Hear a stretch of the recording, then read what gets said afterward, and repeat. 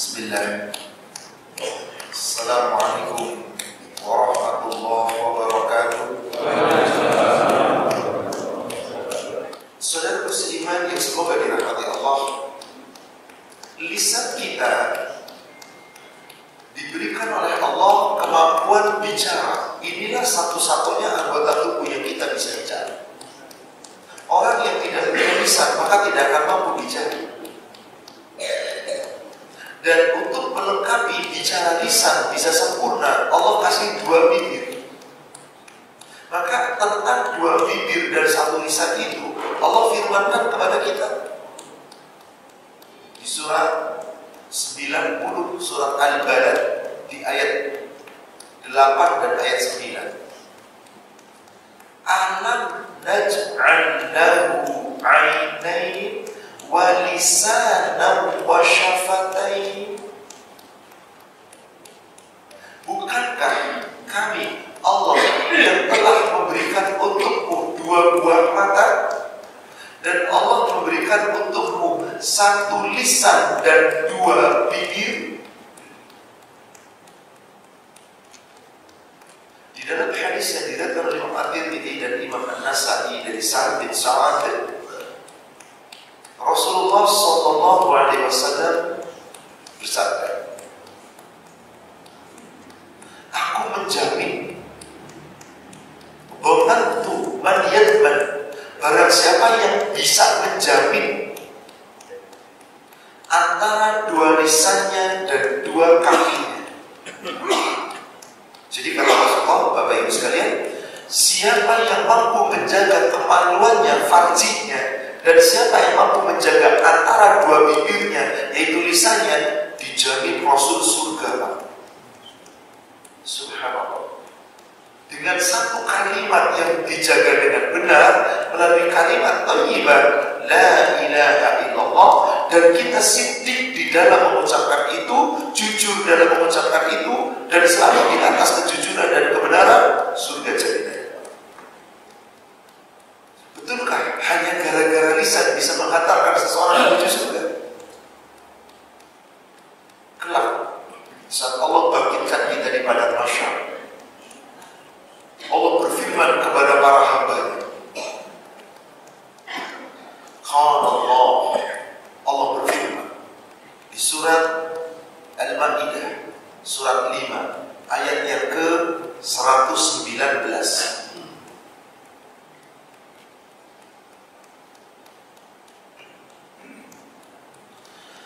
Qala Allahu hadza yawm yanfa'u as-sadiqina sidquhum.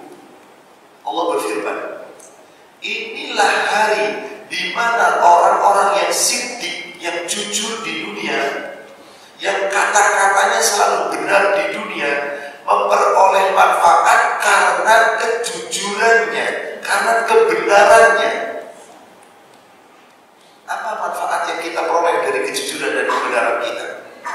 Lahum jannatun tajri min tahtihal anhar khalidina fiha abada radiyallahu anhum wa radu an dzalikal fawzul azim. Bagi orang-orang yang jujur, orang-orang yang benar, yang mampu menjaga lisannya, Allah berikan untuk mereka jaminan, bagi mereka surga-surga yang mengalir sungai-sungai di bawahnya, kekal selamanya di dalamnya selama-lamanya. Allah ridho kepada mereka, mereka ridho kepada Allah. Itulah kemenangan yang besar. Coba, jaminan apa itu dari Allah? Jaga lisan. Kalau kita senantiasa menjaga lisan, terutama lisan kita terhadap Allah, jangan anggap remeh. Satu kata saja bisa menjerumuskan dirinya ke neraka, tapi dengan lisan pula yang dijaga, Allah berikan kepadanya jaminan surga. Maka orang-orang yang kelak akan mendapat syafaat dan diizinkan oleh Allah menerima syafaat sehingga masuk surga, diantaranya adalah orang yang menjaga lisannya, supaya setiap kata-kata yang keluar dari lisannya Allah ridho, dijamin syafaat. Surat 20, surat Toha ayat 109.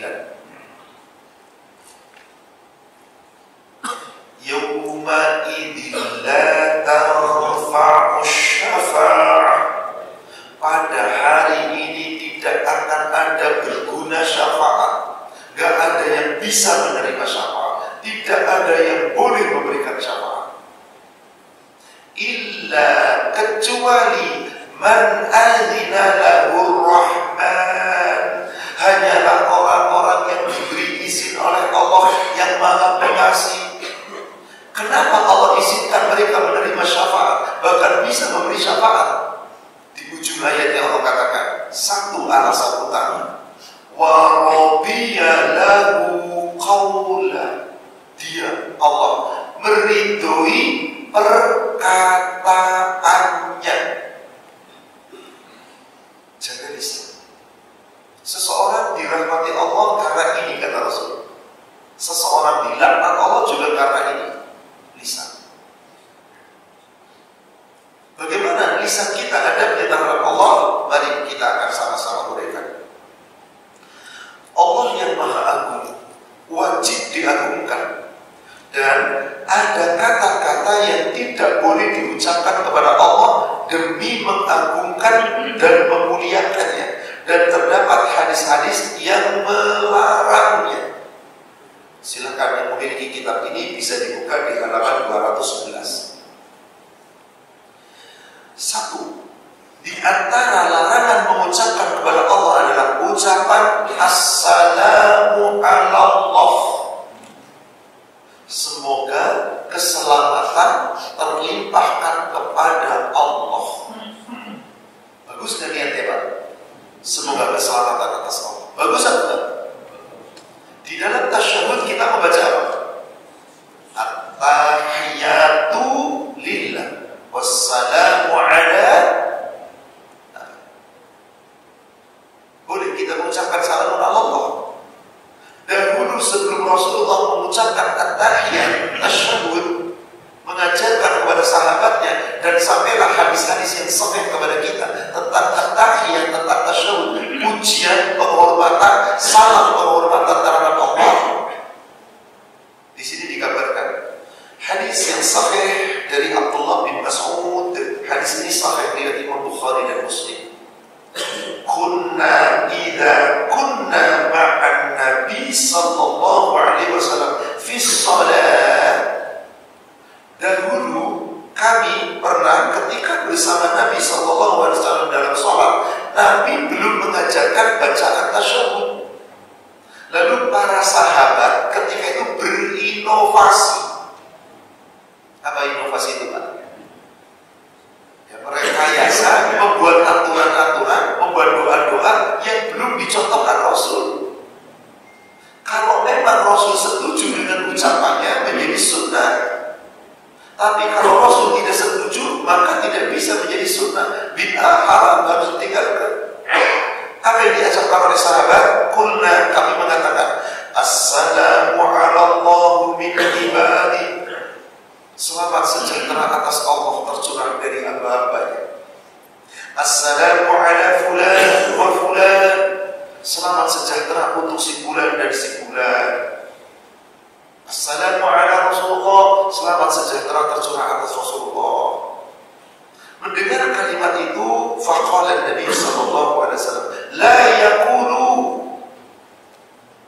Kata Rasulullah, kalian jangan mengucapkan Assalamu ala Allah. Semoga keselamatan tercurah atas Allah. Semoga keselamatan akan tertuju kepada Allah. Fa innallaha huwas salam. Allah itu sendiri as-salam. Allah yang Maha memberi keselamatan, Allah yang Maha menyelamatkan. Tidak mungkin kita mendoakan Allah supaya Allah selamat. Jadi kalau ada orang mengatakan Assalamu ala Allah, semoga keselamatan tercurah atas Allah, dari doa supaya Allah selamat. Allah Maha selamat. As-samad, Allah tidak bergantung kepada makhluk. Berarti ucapan ini seakan-akan baik. Ternyata Rasulullah SAW melarang maka ini menjadi bid'ah, bahkan bisa menjadi haram. Saudara muslimat yang semoga dirahmati Allah, yang namanya sunnah atau hadis itu ada 4. 1, qala Rasulullah, perkataan Rasulullah. Setiap perkataan Rasulullah shadukul masduq, seorang hamba yang benar dan dibenarkan, dijamin benar oleh Allah. La yantiqu anil hawa, karena yang diucapkan Rasul tidak dengan hawa nafsu. Maka setiap ucapan Rasul, maka itu sunnah, itu hadis. Tapi kita harus lihat perkataan yang disampaikan itu tercantum dalam hadis mana, sahih atau tidak.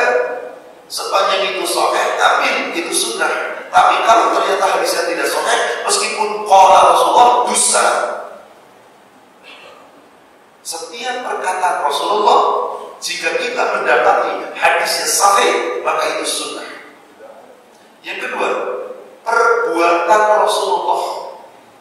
Perbuatan Rasulullah. Apabila Rasul berbuat apapun yang diperbuat, maka pasti perbuatan Rasul atas izin Allah, maka itu pun menjadi sunnah.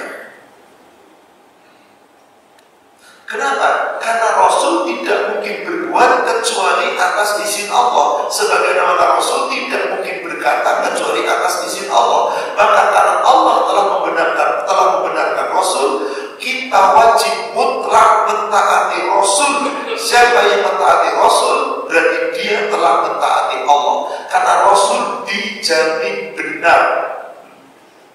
Dan itu yang Allah inginkan di surat An-Nisa ayat 80. Surat An-Nisa surat 4 ayat ke-80. Man yuti'ir rasul faqad ata Allah. Siapa yang mentaati Rasul, maka sesungguhnya dia telah mentaati Allah. Dia telah mentaati Allah. Wa man tawalla, barang siapa yang berpaling dari Rasul, wa ma arsalnaka 'alaihim hafizha, maka aku tidaklah mengutus kamu hai Muhammad kepada mereka, kepada kita semua umatnya, hafizha, sebagai penjaga. Rasul itu cuma menyampaikan basyiran, kabar gembira, nadhiran, peringatan, dan kelak menjadi syahidan, menjadi saksi di yaumil akhir. Maka Allah telah mengklaim Rasul itu pasti benar. Yang mentaati Rasul berarti telah mentaati Allah. Dalam hadis riwayat Imam Muslim dari sahabat Abu Hurairah, Rasulullah SAW bersabda, "Man atani faqad atallah, wa man asani faqad asallah." Siapa yang mentaati berarti mentaatiku, berarti telah mentaati Allah. Siapa yang mendurhakaiku, dia durhaka kepada Allah.